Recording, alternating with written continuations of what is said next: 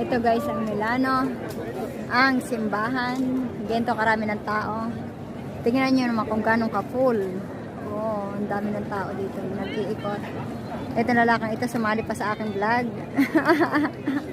Humarap pa talaga siya.